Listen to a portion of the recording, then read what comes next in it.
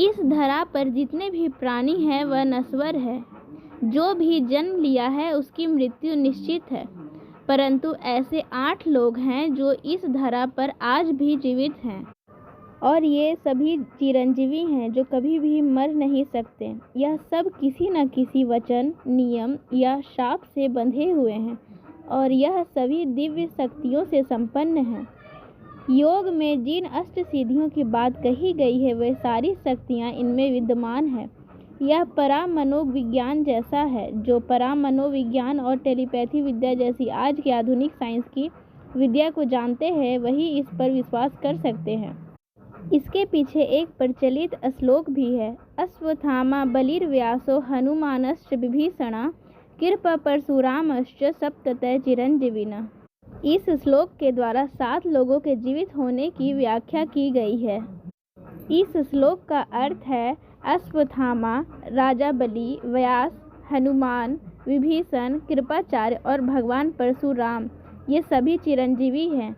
ये इस कल्प के अंत तक इस पृथ्वी पर विद्यमान रहेंगे। राजा बलि, जो असुरों के राजा बलि हैं, जिनके दान के चर्चे दूर दूर तक थे, देवताओं पर चढ़ाई करके राजा बलि ने इंद्रलोक पर अधिकार कर लिया था और वह त्रिलोकाधिपति बन गया था। तीनों लोक पर राज करने वाला बलि असुरों के प्रति उदार और देवताओं के प्रति सख्त था। उसकी मनमानी से देवता तंग आ चुके थे। वह बहुत शक्तिशाली और घमंडी था। राजा बलि के घमंड को चूर करने के लिए भगवान विष्णु को वामन अवतार लेना पड़ा। भगवान ब्राह्मण का भेष धारण कर राजा बलि के समक्ष पहुंच गए, क्योंकि वह परम दानी था। भगवान ने उससे 3 पग धरती भिक्षा में मांग ली। राजा बलि ने हंसते हुए कहा, बस 3 पग? जहाँ आपकी इच्छा हो तो 3 पैर रख दो। तब भगवान ने अपना विराट रूप धारण कर 2 पग में तीनों लोक नापा और फिर बलि से पूछा, अब बताओ तीसरा पग कहाँ रखूं? अब तो तुम्हारे पास कोई जगह ही नहीं बची। तब बलि ने हाथ जोड़कर कहा, प्रभु तीसरा पग मेरे सिर पर रख दो, यह ही बचा है मेरे पास। तब भगवान ने उसके विनम्र उत्तर और दानी स्वभाव से प्रसन्न होकर उसे चिरंजीवी रहने का वरदान दिया और उसके सिर पर अपने पैर को रख कर उसे पाताल लोक में भेज दिया। बलि रसातल के राजा बन गए। दूसरे महापुरुष हैं जो विष्णु के अवतार माने जाते हैं। परशुराम राम के काल के पूर्व महान ऋषि रह चुके हैं। उनके पिता का नाम जमदग्नि और माता का नाम रेणुका है।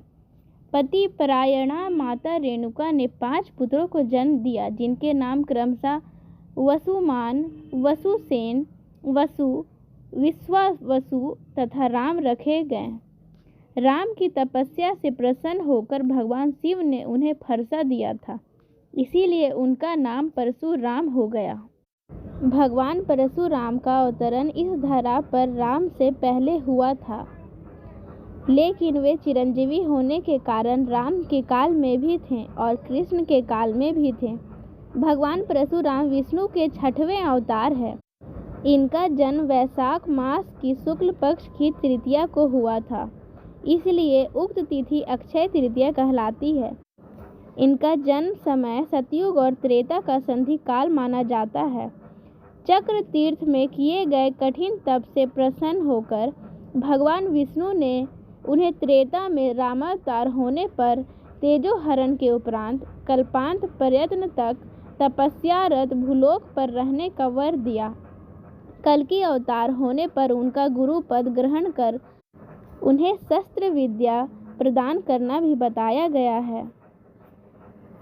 उसके बाद महापुरुषों में से एक और हैं हनुमान, जो अंजनी पुत्र हनुमान, जिन्हें वायुपुत्र भी कहा जाता है, वह अजर और अमर हैं। उन्हें भी अजर और अमर का वरदान मिला हुआ है। यह राम के काल में राम भगवान के परम भक्त रहे हैं। हजारों वर्षों बाद भगवान हनुमान महाभारत काल में भी नजर आते हैं। महाभारत में प्रसंग है कि भीम उनकी पूंछ को मार्ग से हटाने के लिए कहते हैं तो हनुमान जी कहते हैं कि तुम ही हटा लो, लेकिन भीम अपनी पूरी ताकत लगाकर भी उनकी पूंछ नहीं हटा पाते हैं। वाल्मीकि रामायण के उत्तरकांड के 40वें अध्याय में इस बारे में प्रकाश डाला गया है। लंका विजय पर अयोध्या लौटने पर जब श्री राम उन्हें युद्ध में सहायता देने वाले विभीषण, सुग्रीव, अंगद आदि को कृतज्ञता स्वरूप उपहार देते हैं तो हनुमान जी श्री राम से याचना करते हैं, यावद राम कथा वीर चरिष्यति महीतले ताव छरिरे वत्सयुन्तु प्राणामम न संशय। अर्थात हे वीर श्री राम, इस पृथ्वी पर जब तक राम कथा प्रचलित रहे तब तक निसंदेह मेरे प्राण इस शरीर में बसे रहे।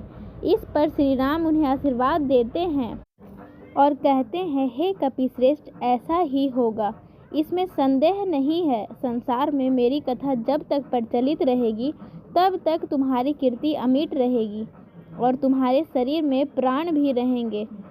जब तक ये लोक बने रहेंगे तब तक मेरी कथाएं भी स्थिर रहेगी।